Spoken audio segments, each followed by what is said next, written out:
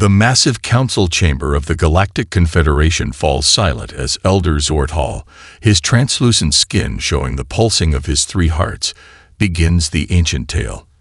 The eldest member of the Voluvian species raises his spindly arms, 6-fingered hands creating intricate patterns in the air as he speaks. The 13th species came from a world of poison and death.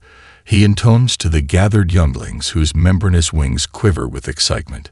Their home orbited an unstable yellow star that bathed them in radiation. Their atmosphere was thick with oxygen. Yes, the combustible gas, and they drank liquid water in its pure form. A collective shudder passes through the chamber. Even the normally stoic Drevik representatives, with their crystalline exoskeletons, click their mandibles in disbelief. These beings, these humans, stood upright on 2 limbs. Zorthal continues, his voice dropping to a dramatic whisper. Their bones were internal, wrapped in soft, vulnerable flesh, yet they survived predators that would hunt from land, sea, and air. They had no natural armor, no venom, no significant claws or teeth, yet they became the apex species of their death world. The youngest Quillari raises a tentacle. Elder, how did they defend themselves? Did they have natural psychic abilities like the Melfians? Zorthal's outer membrane ripples in what the other species recognize as amusement. No, young one. They had something far more dangerous: adaptability and imagination. The records say they crafted tools from their environment, harnessed fire, and reshaped their entire world to suit their needs. Ambassador Trilkson of the Foros Collective steps forward, her bioluminescent patches pulsing with skepticism. Elder Zorthal, while we respect your dedication to cultural preservation, perhaps these myths should be presented as what they are: allegorical tales from our pre-space era. The younglings should focus on practical diplomatic studies. Zorthal inclines his head respectfully, but his primary eyes remain fixed on the younglings. Ambassador, did you know the earliest unified records of all 12 Confederation species contain accounts of encounters with beings matching the human description? Before our species ever met each other, we all had myths of these creatures. The council chamber buzzes with low conversation. Even the Krellink's delegation, normally disdainful of historical discussions, leans forward with interest. The ancient Voluvian star charts mark a sector of space with warnings. Zorthal continues. The symbols translate roughly to the place of sleepless death. The Drevak have similar markings on their early navigational tools. The Foros historical records refer to the consumers of poison who feel no pain. The Elder activates the central holographic display, showing an ancient star map with a region outlined in pulsing red. 12 species, 12 different warnings about the same region of space, the region we now call the Dark Expanse. Ambassador Trilgson's bioluminescence dims slightly. The Dark Expanse is uninhabitable. The radiation levels alone would kill any of us, Zorthal finishes. But what if there existed beings evolved to withstand conditions we find lethal? Beings who could endure radiation, consume toxins, and repair cellular damage at rates our medical science can barely comprehend. At the outer rim of the chamber, a junior Krellinks official snorts derisively. Fairy tales to frighten younglings. The Krellinks have expanded our territory farther than any species. We have found no evidence of these humans. They are myths, nothing more. Before Zorthal can respond, the chamber doors slide open. A Voluvian patrol officer rushes in, his skin flushed with the bright orange of alarm. He bypasses the ceremonial approach sequence and hurries directly to the central platform. Honored Council, the officer gasps, our border patrol near the Dark Expanse has detected an energy signature unlike anything in our database. Multiple signatures. Massive. Moving in formation. The chamber erupts in voices. Elder Zorthal stands perfectly still, his outer membrane shifting to the deep blue of vindication. How many signatures? Demands the Krellinks official. The patrol officer's voice trembles. Hundreds, perhaps thousands. and they're heading directly toward Confederation space. The Confederation diplomatic vessel Harmonious Accord approaches the energy signature with caution, its crystalline hull reflecting the distant starlight in iridescent patterns.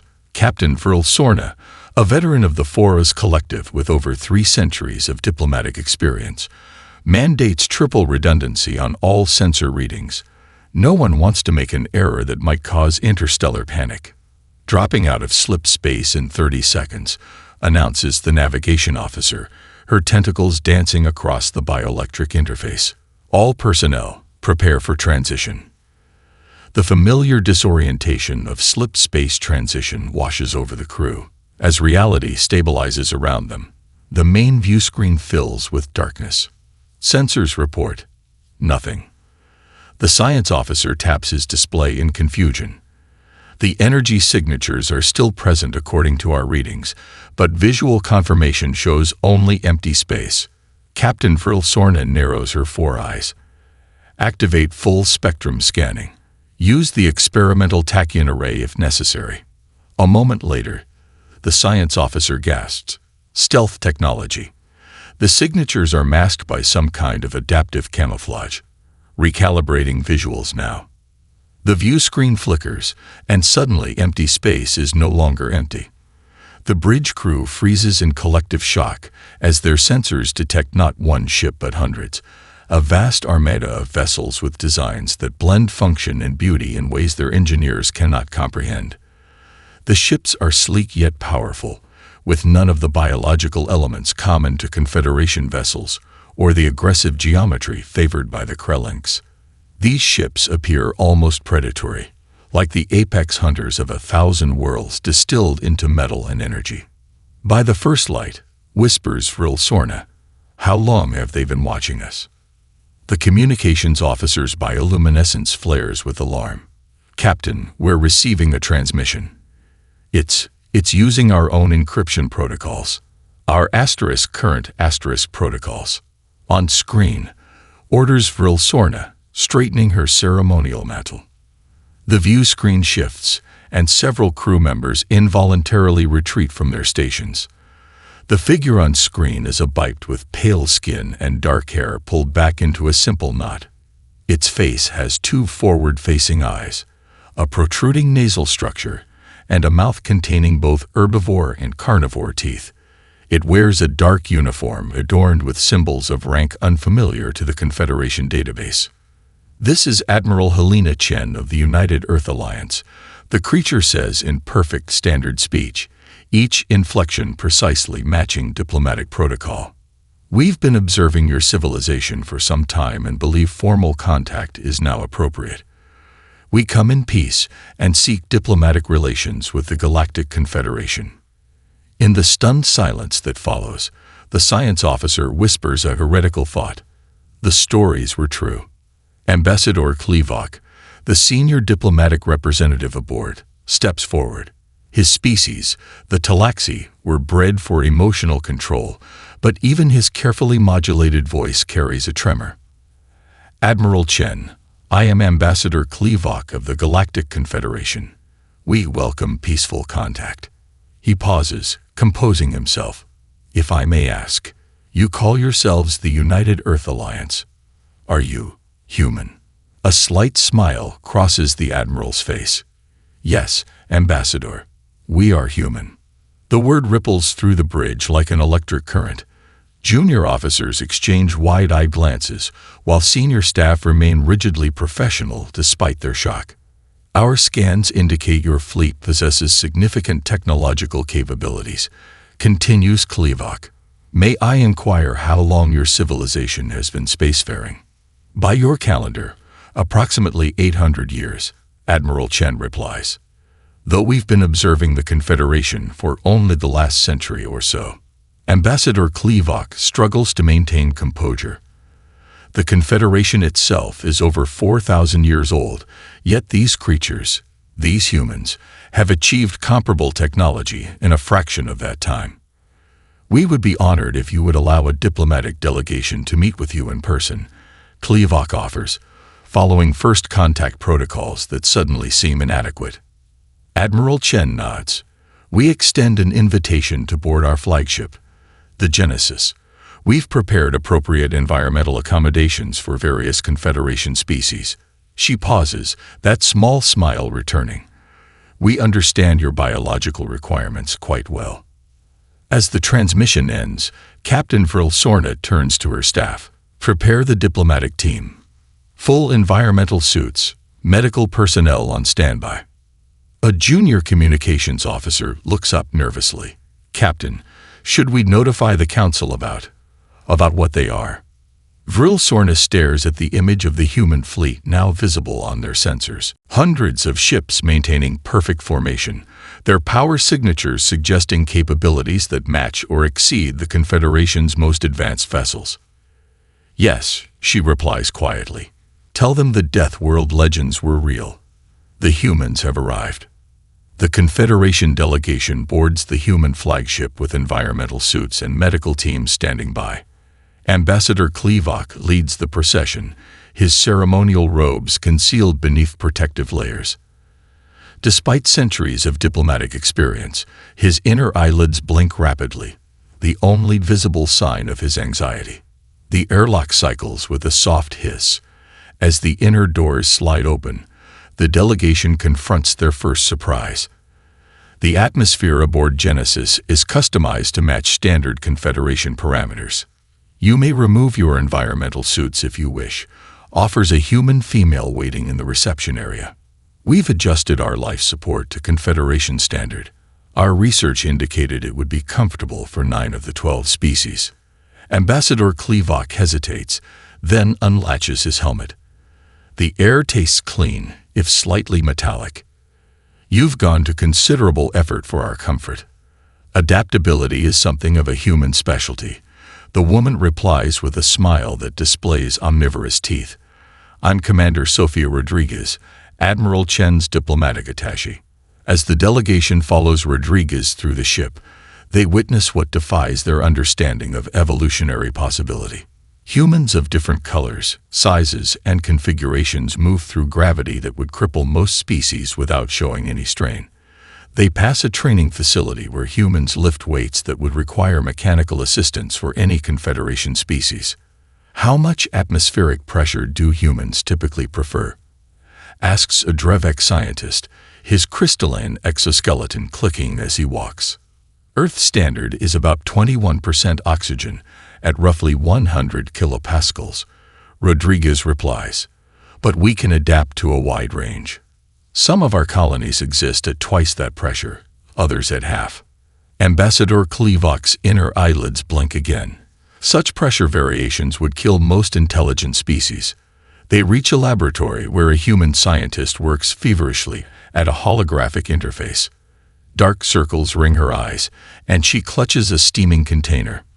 Dr. Wallace, our guests have arrived, Rodriguez announces. The scientist turns, revealing bloodshot eyes. Sorry for the mess. Been working on the translation matrix for 72 hours. Just need to finish this algorithm. 72 hours. The Veluvian medical officer steps forward, scanning devices activating automatically. Without rest. Dr. Wallace shrugs. I've been surviving on just coffee. I'll crash when it's done. The medical officer's translator struggles with coffee, finally rendering it as liquid stimulant toxin. The delegation exchanges horrified glances. The tour continues to the medical bay, where the delegation witnesses the most shocking evidence of human uniqueness. A male human with a bandaged torso sits upright, conversing with medical staff. Lieutenant Chen suffered plasma burns yesterday when a conduit ruptured. Rodriguez explains. He'll return to light duty tomorrow. Tomorrow. The Veluvian medical officer's skin pales to translucent white. Those injuries would require at least a lunar cycle of regeneration for any Confederation species. Lieutenant Chen grins and offers a casual salute to the visitors. Benefits of growing up on a heavy world. We heal fast. As they proceed to the diplomatic chamber, Ambassador Klevok finds his voice. Your planet must be remarkable, he comments to Rodriguez. The commander shrugs, a motion the aliens find oddly threatening. Earth. It's pretty average by human standards. Some colonies have higher gravity, worse weather, more dangerous wildlife. The delegation shares horrified glances as they realize, if Earth is average to humans, what hellscapes have these creatures conquered? In the diplomatic chamber, Admiral Chen waits with several human officials. The room features a massive viewport revealing the starscape and the gleaming Confederation vessel dwarfed by the Genesis. "Welcome aboard," Admiral Chen greets them. "I hope your tour was informative." Ambassador Klevok adopts the formal posture of his species. "Admiral, I must ask directly. Your people have been observing us for a century, yet we detected no sign of your presence. How is this possible?" Admiral Chen's expression remains pleasant but reveals nothing. "Ambassador, when you evolve on a world where everything is trying to kill you, you learn to be very, very good at hiding." A human male in a science uniform steps forward. The better question might be, why reveal ourselves now? Admiral Chen nods. "Indeed, we've maintained our observation for good reason. But recent developments in the Confederation, particularly concerning the Krelling's expansion, have forced our hand." The name sends a chill through the delegation. The Krellings have been growing increasingly aggressive, but how could humans know their internal politics? "We have evidence to share," continues Admiral Chen, her voice hardening slightly. "Evidence that may disturb the peace of your Confederation, but which you must see nonetheless. The time for humans to remain myths has passed." While the diplomatic delegation tours the Genesis, an emergency session convenes in the Krelling's High Command Chamber. Unlike the collaborative architecture of Confederation spaces, this room is designed for dominance. A towering central platform surrounded by subordinate stations arranged in descending order of rank. Dominator Supreme Vexkar, a scared veteran of 100 conquests, studies footage of humans lifting impossible weights and surviving conditions that would kill his strongest warriors. His exoskeletal plates click against the metallic throne as he shifts position. "These creatures threaten the natural order," he hisses to his commanders. "If they can do what the recordings show, our supremacy is at risk." Sub-Dominator Raxtil approaches with a data crystal. "Supreme One, our analysis of their fleet indicates technology beyond our current capabilities. Their stealth systems alone." "I care not for their machines," Vexkar interrupts. "Machines can be destroyed. What concerns me is their resilience. Our conquest strategy relies on environmental warfare, making conditions uninhabitable for enemy species. How do we defeat creatures evolved to survive environments we cannot even enter?" The intelligence minister steps forward, her ceremonial scars glowing with bioluminescent warning patterns. "There is worse news, Supreme One. Our deep cover operatives report the humans possess evidence of our special operations." Vexkar's head crest flattens against his skull, a sign of extreme agitation.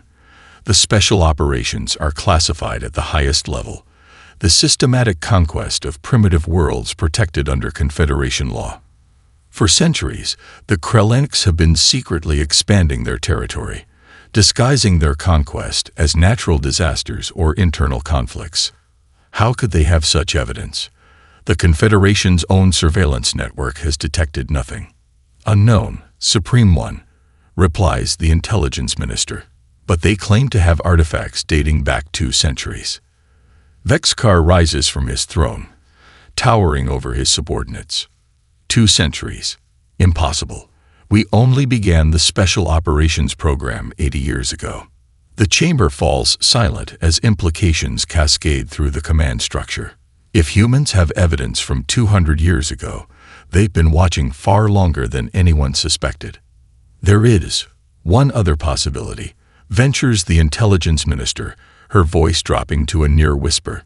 "The systems we designated as Beta 9 and Beta 12 for Conquest 78 years ago both showed promising technological development, but were destroyed by what we assumed were natural asteroid impacts before we could initiate contact."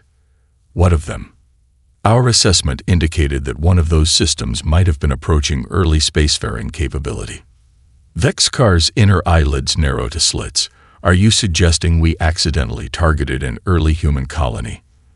The timing aligns with their claim of 2-century-old evidence, Supreme One. The implications hang heavy in the chamber. If true, it means the humans have known about the Krellings for generations, watching, learning, and preparing while remaining hidden. Back aboard the Genesis, Admiral Chen activates a holographic display for the Confederation delegation. 3-dimensional images show a lush green world with early technological development, cities, roads, and primitive aircraft.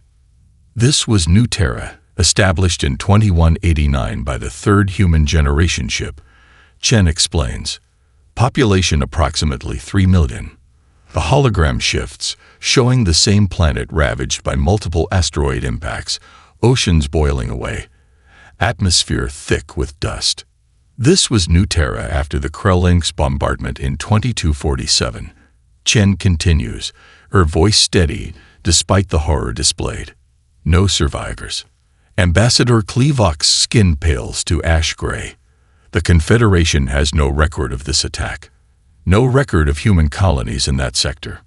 We're aware, Chen replies, just as you have no record of similar attacks on 18 other developing worlds over the past 80 years. She transfers a data crystal to the ambassador. This contains evidence of Krelling's operations violating the Confederation's primary directive on non-interference with developing species, not just against humans, but against dozens of worlds under your protection. The Veluvian diplomatic officer trembles visibly. If this is verified, it would constitute the gravest breach of Confederation law in our history. We know, Admiral Chen says quietly. That's why we've revealed ourselves now. We remained hidden until we were strong enough to defend ourselves. But we cannot remain silent while other species face extinction.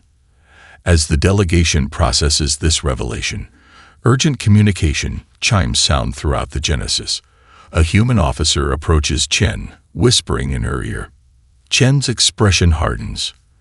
Ambassador, I've just received word that the Krelling's delegation has withdrawn from the Confederation Council, severing all diplomatic channels. Their fleet has begun mobilizing.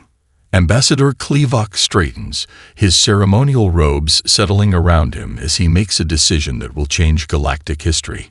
Admiral Chen, on behalf of the Confederation, I formally request the assistance of the United Earth Alliance. In the private observation room adjacent to the diplomatic chamber, Commander Rodriguez exchanges grim looks with her security team. They're making the same mistake everyone makes, she says quietly. They think our technology is our strength.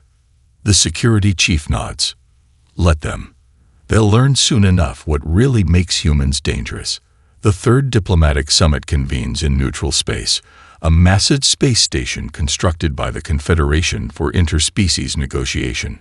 Representatives from all 12 Confederation species attend, alongside the human delegation led by Admiral Chen. The evidence of Krelling's violations has sent shockwaves through galactic politics. Elder Zorthal addresses the assembly, his skin cycling through colors of distress. For generations, we believed the Krellings operated within our laws. They have betrayed the trust of the Confederation. The Krellings representatives remain conspicuously absent, their delegation having departed 12 hours earlier with claims of fabricated evidence. Long-range sensors monitor their fleet gathering at the edge of the system. Our intelligence suggests they will target this station. Admiral Chen informs the Council. They hope to eliminate both human leadership and Confederation supporters in a single strike. Ambassador Klevok rises from his seat. We have increased defensive systems and... The station shudders violently, cutting him off mid-sentence. Emergency lighting activates as artificial gravity fluctuates. Quantum missiles detected, announces the station's security chief. First wave impacted outer shields. Second wave incoming. The Krellings strike without warning, their weapons destroying 2 Confederation cruisers before defensive systems fully activate. What follows shocks even those who believe the human myths. Confederation vessels hold defensive positions. Admiral Chen commands through the emergency channel. Her fingers dance across a portable tactical display. Human fleet, execute maneuver Theseus. On the main view screen, the gathered dignitaries watch as human ships move with impossible precision. Rather than retreating from the overwhelming Krelling's force, they accelerate toward it, executing turns and rotations that should tear their hulls apart. Their structural integrity cannot sustain those forces, whispers a Drevik engineer, his crystalline appendages vibrating with calculation. The G-forces alone would liquefy most species. Humans have reinforced skeletal structures and naturally produce a hormone called adrenaline during combat, explains Commander Rodriguez, who stands beside the Confederation representatives. It allows us to function under extreme stress. A second impact rocks the station. The Krelling's flagship, a massive dreadnought named Inevitable Conquest, launches a boarding party toward the diplomatic station. They're targeting the Council directly, Rodriguez observes. Classic Krelling's tactics. Cut off the head. Our security forces cannot repel their boarding craft, the station commander admits. Their armor is too advanced. Admiral Chen nods to her security chief. Deploy Strike Team Alpha. On a separate tactical screen, 12 small dots detach from a human vessel and intercept the Krelling's boarding craft. The Council watches in disbelief as human operators in sealed combat suits attach themselves to the exterior of the enemy vessel. They're outside the ship, gasps a Veluvian counselor. In vacuum, standard EVA training for all human combat personnel, Rodriguez explains casually. Those suits can sustain operations in vacuum for 6 hours. The Krelling's boarding vessel suddenly veers off course, its navigation systems compromised. Meanwhile, a team of 3 humans infiltrates the Krelling's command ship through maintenance ducts, the aliens considered too small and toxic for any sentient being. The toxic atmosphere, deliberately designed to be lethal to Confederation species, barely registers on their environmental sensors. Within the station, emergency bulkheads seal as a secondary Krelling's force breaches the outer defenses. A squad of Krelling's warriors, their exoskeletons enhanced with battle stimulants, storms the main council chamber. They meet an unexpected resistance, a small human ground force that managed to anticipate their entry point. What the Confederation witnesses next redefines their understanding of warfare. A human surgeon takes a glancing hit from a Krelling's plasma weapon, the impact severing her left arm below the elbow. Rather than collapsing, she applies a tourniquet with practiced efficiency, injects something into her neck, and continues coordinating her squad's movements. Section B7 compromised. She shouts into her communicator, requesting overhead suppression. The ceiling panels above the advancing Krellings suddenly detach, a modification made by humans hours earlier, crushing 2 warriors beneath their weight. In space, the battle reaches critical mass. Human ships perform maneuvers that their structural integrity should not allow, metal screaming as humans push machines beyond their design parameters. When a human cruiser loses its main weapons array, the crew reroutes power through systems never designed for combat, turning atmospheric scrubbers into electromagnetic pulse generators. The observing Confederation analysts finally understand. Human bodies are only their beginning advantage. Their minds, adaptable, creative, and unrelentingly determined, make them truly dangerous. The Krelling's commander, realizing the battle is lost, orders a retreat. As their fleet disengages, Admiral Chen stands before the stunned council, her uniform scorched but her posture unwavering. This was merely their first attempt, she warns. The real war has just begun. Elder Zorthal approaches her slowly, his aged limbs trembling not with fear but with revelation. The legends, he whispers, did not do your people justice. In the aftermath of the Krelling's attack, the Confederation Central Council convenes an emergency session aboard the human flagship Genesis. The diplomatic station, still undergoing repairs, cannot guarantee security against further attacks. The council members, many still visibly shaken, find themselves in an unprecedented situation. seeking shelter with a species that existed only in legend months earlier. Admiral Chen enters the makeshift council chamber accompanied by her senior staff. The room falls silent as she activates a holographic display that expands to fill the central space. What you're seeing is the true extent of human civilization, she explains as countless points of light illuminate the map.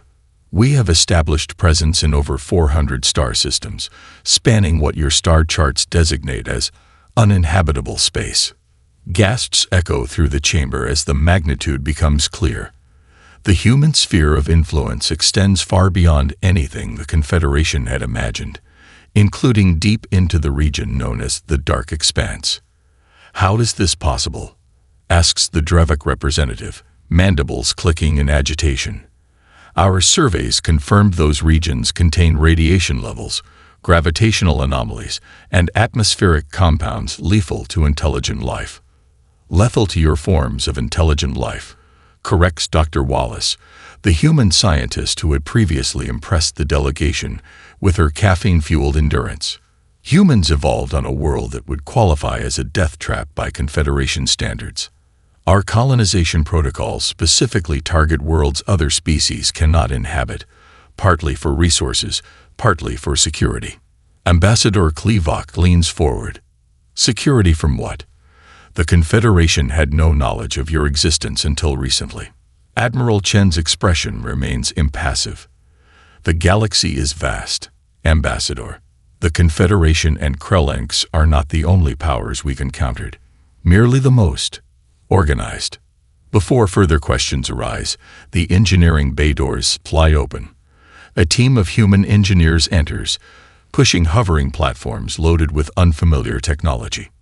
With your permission, Chen continues, our engineers would like to demonstrate some modifications that might help Confederation vessels withstand Krellenk's attacks more effectively. The chief engineer, a dark-skinned man with intricate patterns shaved into his hair, steps forward. These are adaptive shield modulators based on principles your physicists haven't explored yet. They can absorb and redirect energy rather than merely blocking it. As the engineering team begins detailed explanations, Confederation scientists gather around displays showing molecular structures never before encountered. Human engineers introduce technologies that violate what the Confederation considered physical limitations. Adaptive AI systems that think laterally, materials that become stronger when exposed to radiation, and communication methods that don't rely on traditional quantum entanglement. The Veluvian science representative nearly faints when shown a human medical technology that accelerates cellular regeneration using principles contrary to their understanding of biology. This contradicts 3 of our fundamental scientific laws, she whispers. That's because you developed those laws based on how life evolved in your regions of space, explains Dr. Wallace patiently. Different evolutionary pressures create different biological solutions. During a brief recess, a cultural exchange begins spontaneously between junior officers. A young human explains the concept of fiction to a group of fascinated Confederation counterparts. You create deliberate falsehoods for pleasure, asks a horrified Veluvian scholar. The human representative grins, displaying omnivorous teeth that make several delegates flinch. How else would we imagine what's possible before we make it real? This concept, imagination as a pathway to innovation, represents something no Confederation species had developed. Their scientific advancement had always been methodical, building carefully on established principles. Humans, by contrast, deliberately envisioned impossibilities, then worked backward to make them achievable. Elder Zorthal observes this exchange with profound interest. I begin to understand, he tells Admiral Chen quietly. The stories about humans weren't just about your physical capabilities, were they? The truly dangerous quality your species possesses is your imagination. Chen nods. We survived on Earth because we could envision solutions that didn't yet exist. When food grew scarce, we didn't merely adapt through evolution. We invented agriculture. When predators threatened us, we didn't develop natural weapons. We created artificial ones. As preparations for war continue, the Allies begin to realize that humanity's greatest weapon is not their resilience, but their ability to envision what does not yet exist and then bring it into being. In the Strategic Command Center, Commander Rodriguez studies Krelling's fleet movements with her counterparts. They're regrouping faster than expected, she notes. Their next attack will be significantly larger. Can we withstand such a force? Asks a Confederation tactical officer. Rodriguez gives the alien equivalent of a smile. They're fighting exactly as their tactical doctrines predict. But humans, we specialize in the unpredictable. The Krellings return with a vengeance 18 standard days later, fielding a fleet 3 times larger than intelligence predicted. Their armada darkens the space around the human colony New Eden, a temperate world that has become a sanctuary for refugees from multiple species affected by previous Krellings incursions. Dominator Supreme Vexkar stands on the command platform of his new flagship, Extinction Inevitable, his exoskeletal plates polished to a ceremonial shine. The myth creatures have sheltered our enemies. He announces to his warriors, "Today we extinguish both the legends and those who believe in them." The Krelling's fleet deploys in traditional conquest formation, a spherical arrangement designed to prevent any escape from the system. Their tactical computers predict a 97% chance of total victory against the defending forces. What they encounter defies their calculations. The human defense incorporates strategies no military doctrine in the galaxy has ever employed. Decoy ships mimic human life signs, drawing fire from Krelling's vessels before revealing themselves as unmanned drones packed with electromagnetic pulse generators.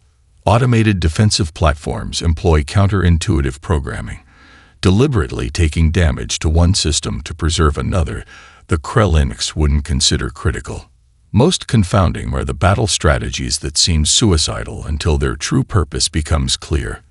A squadron of human fighters allows itself to be pursued into an asteroid field, then detonates precise charges that had been planted days earlier, creating a chain reaction of debris that tears through pursuing Krelling's vessels. In the Planetary Defense Center beneath New Eden's surface, Admiral Chen coordinates the battle alongside Confederation allies.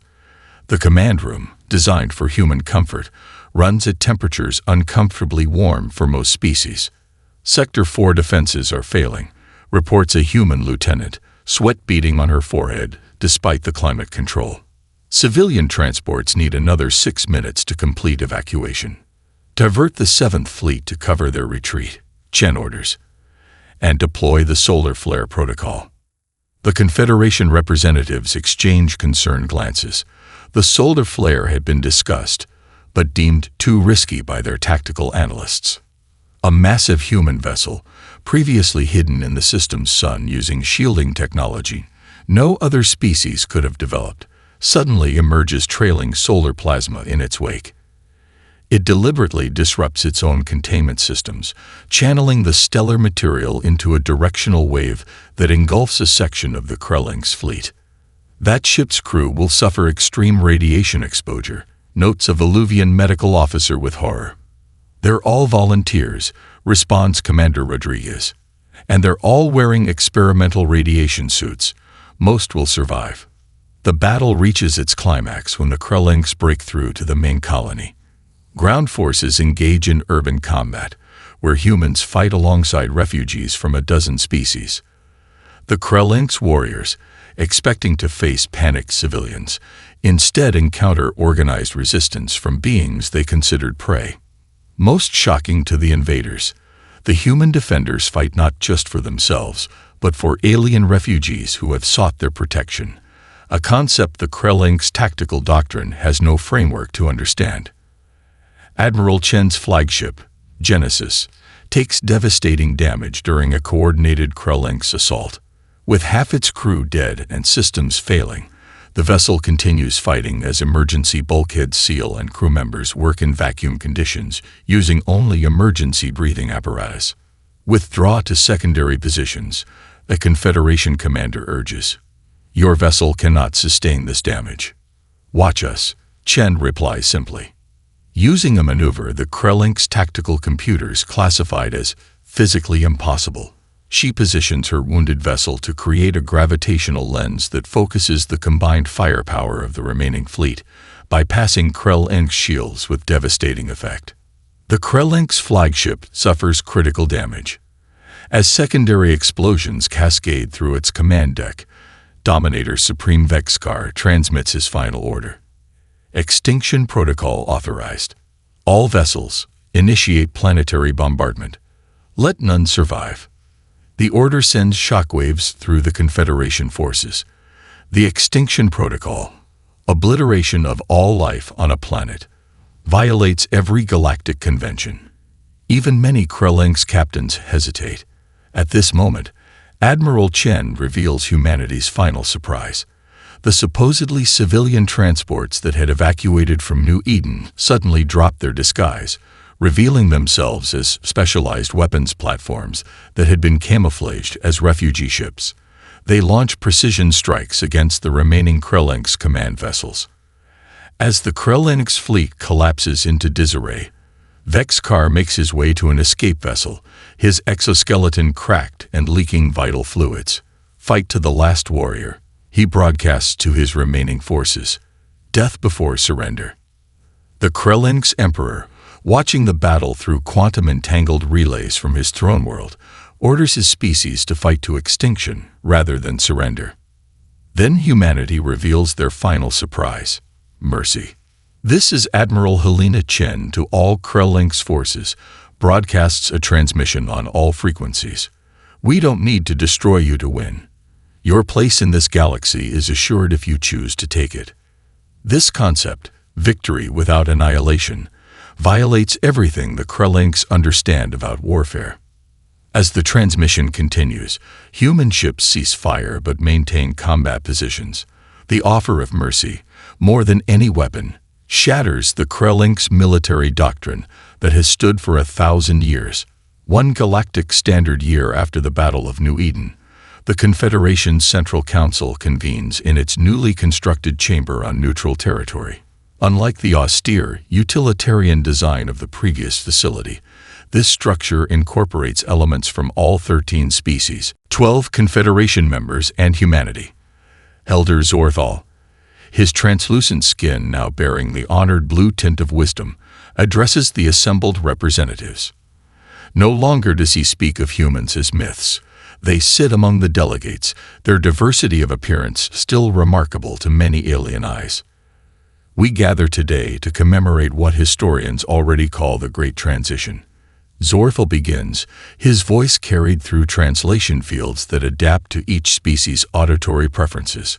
When we first encountered the United Earth Alliance, many believed the ancient legends exaggerated human capabilities. We now know the legends underestimated them.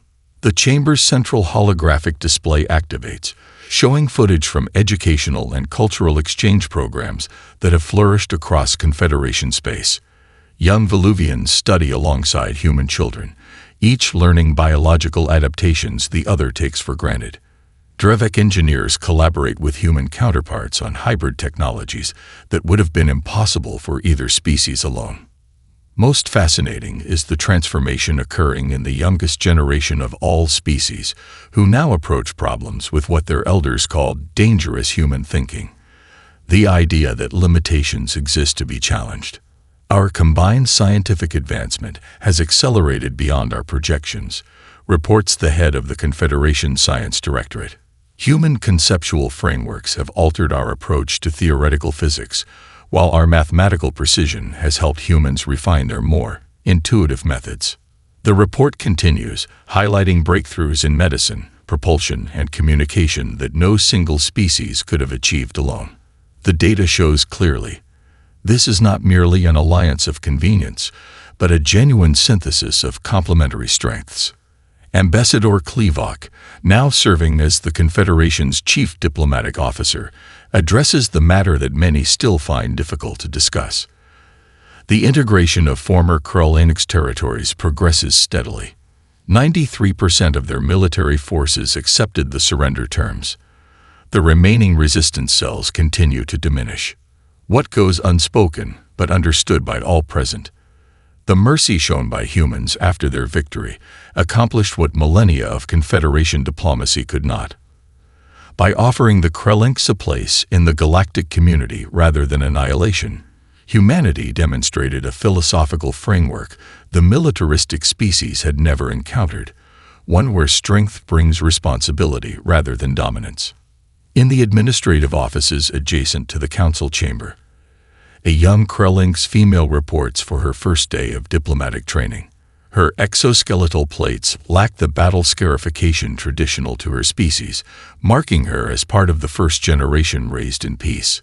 Her name, Tazreen, symbolizes new growth after fire in the Krelinks language. After orientation, she approaches her human instructor, a veteran named Michael Chen, relation to the now legendary admiral. "Instructor Chen," she asks, mandibles clicking with nervous energy, "may I ask a personal question?"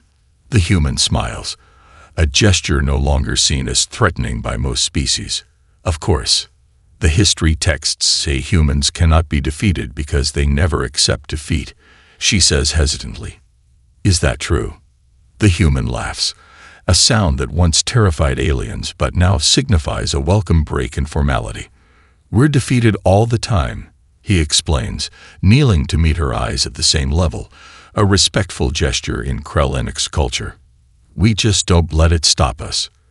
Tazreen contemplates this, her head crest rippling with thought. Then the true strength of humans is not your physical capabilities or your technology. Those help, Chen admits. But no, our greatest strength is that we keep trying new approaches until we find one that works. We imagine possibilities before they exist, then make them real. As they walk toward the education center, they pass the memorial garden, where representatives from all species gather to honor those lost in the conflict. Human memorial customs, flowers, candles, personal mementos, have blended with Confederation traditions of light sculptures and bioharmonic resonance patterns. Elder Zorthal observes this blending of cultures from a meditation alcove. A human child approaches him, curious about his translucent skin.